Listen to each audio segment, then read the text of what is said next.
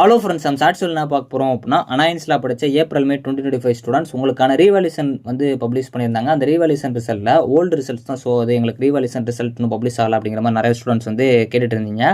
So அதை பற்றி பார்க்கலாம். ரெண்டாவது வந்து WH1 வந்த ரிசல்ட்டுமே வந்து WH1லே தான் வந்து எங்களுக்கு கோட் அவைலபிளாக இருக்குன்னு ரிசல்ட் வந்து பப்ளிஷ் ஆகலை அப்படிங்கிற மாதிரி கேட்டிருந்தீங்க.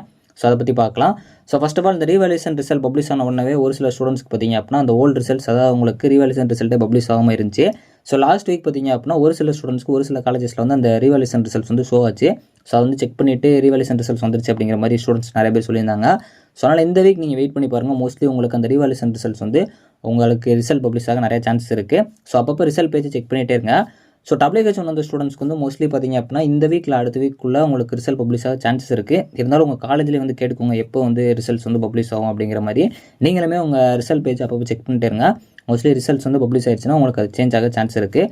ஸோ அப்பப்போ செக் பண்ணிட்டே இருங்க. உங்களுக்கு மோஸ்ட்லி அந்த ரிசல்ட் சேஞ்ச் ஆயிடுச்சுன்னா உங்களுக்கு அந்த ரிசல்ட் பார்க்குறப்போ வந்து சேஞ்ச் ஆகி காட்டும்.